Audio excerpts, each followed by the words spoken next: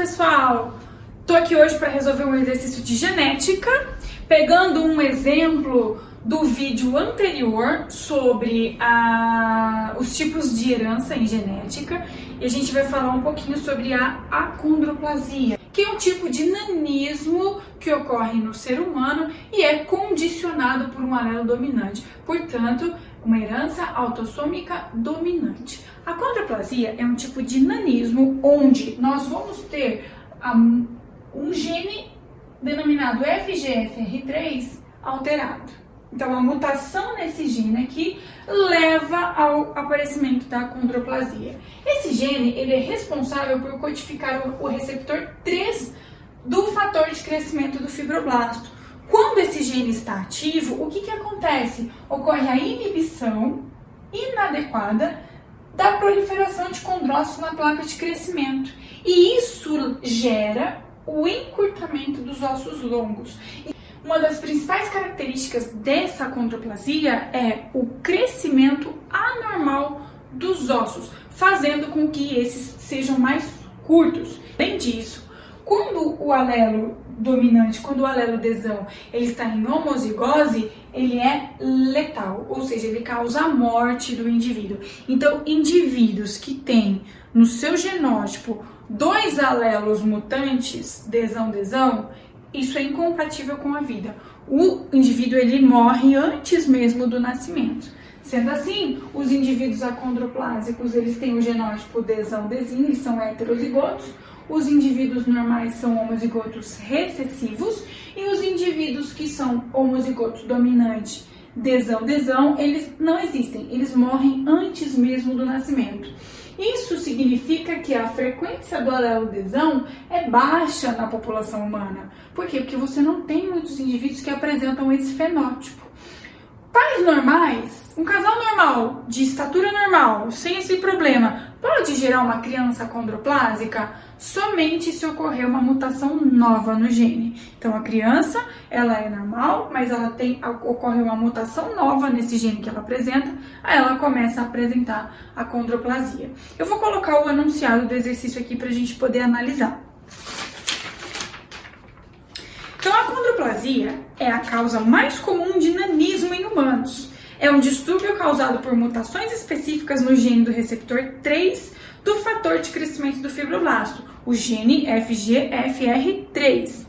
A ativação constitutiva desse gene inibe inadequadamente a proliferação de condrócitos na placa de crescimento, acarretando o encurtamento dos ossos longos, assim como a diferenciação anormal de outros ossos. Indivíduos acondroplásicos são heterozigotos desão-desinho e pessoas normais são desinho-desinho.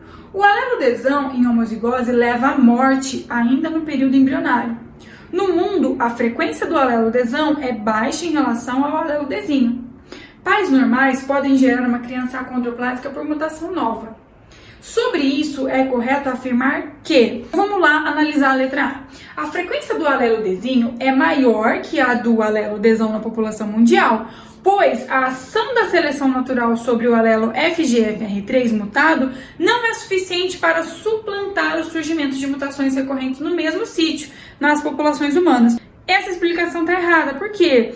Porque a seleção natural que está atuando sobre o alelo mutado é suficiente, sim, para suplantar o surgimento de mutações novas. Ou seja, a pressão seletiva que atua no sentido de diminuir a frequência do alelo desão, ela é suficiente para suplantar a ocorrência de mutações novas. Por isso que a frequência do alelo desão continua sendo baixa na população humana. Então, por isso que a letra A está errada. Letra B. Para que o indivíduo apresente o fenótipo normal, faz-se necessária a presença de 2 alelos FGFR3 mutados, pois a inativação do gene inibe a proliferação dos condrócitos na placa de crescimento.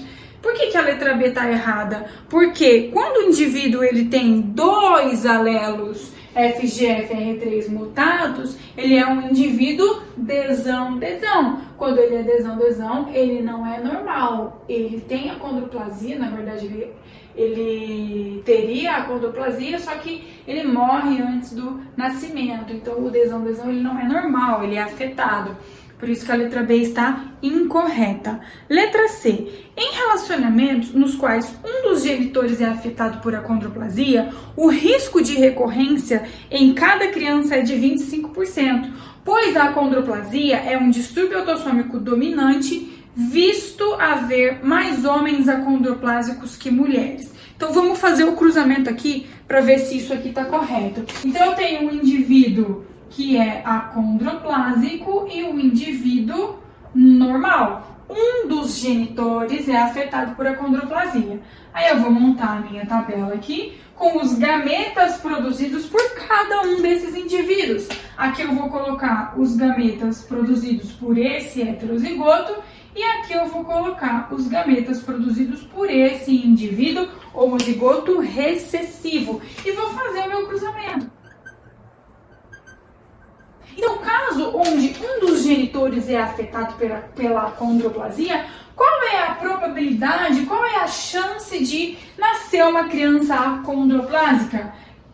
2 em 4. Então, 2 quartos, que é a mesma coisa que 1 meio, que é a mesma coisa que 50% e não 25%, como fala aqui no item C do exercício. Então, o item C está incorreto.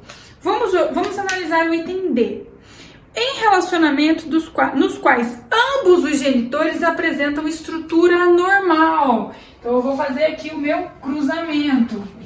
Agora, os dois genitores apresentam estatura normal. Então, eles são Dzinho, são homozigotos recessivos. Vou fazer minha tabela aqui e vou colocar os gametas produzidos por cada um desses indivíduos. Aqui eu vou colocar os gametas produzidos por esse indivíduo e aqui os gametas produzidos por esse indivíduo. E vou fazer o meu cruzamento. Então, em um cruzamento onde os dois genitores são normais, têm estatura normal, a chance de nascer uma criança acondroplásica é 0.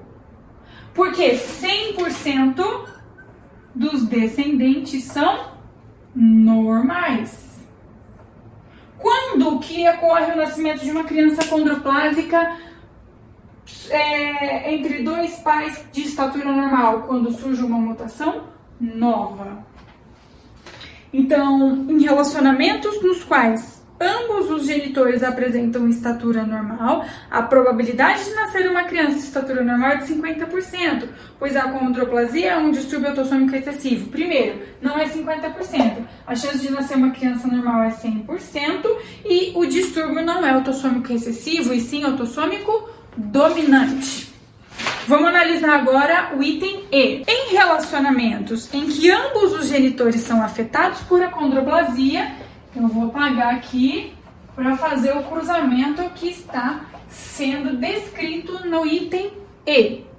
Então, eu tenho dois indivíduos afetados por acondroplasia. Eles são Dzinho. Vou fazer o cruzamento aqui e vou colocar na minha tabela os gametas produzidos por esse indivíduo aqui e aqui os gametas produzidos por esse indivíduo. E vou fazer o meu cruzamento. Então, tá lá. Em relacionamentos em que ambos os genitores são afetados por acondroplasia, a probabilidade de ocorrer um abortamento é de 25%. Nesse caso aqui, o abortamento vai acontecer em qual indivíduo? No genótipo Dzão. Quantos Dzão eu tenho aqui? Eu tenho um indivíduo Dzão em 4. Então, 1 sobre 4, que é a mesma coisa que 25%, vai apresentar genótipo Dzão. E eu sei que esse Dzão, que é o homozigoto dominante, ele morre antes do nascimento. Portanto, é um abortamento embrionário. Então, a chance de ocorrer esse abortamento embrionário é, sim, de 25%, por causa da letalidade, na qual os dois alelos FGFR3 mutados Dzão são necessários para causar a morte. Sim, porque quando o alelo Dzão ele está em homozigose, ele é letal e causa a morte antes do nascimento. Portanto, a alternativa correta deste exercício é a letra E. Tudo bem? Se tiver algum outro exercício que vocês queiram que eu resolva, é só sugerir aqui nos comentários. Caso contrário, eu vou selecionando alguns para nós resolvermos aqui, tá bom? Um beijo e bons estudos para vocês!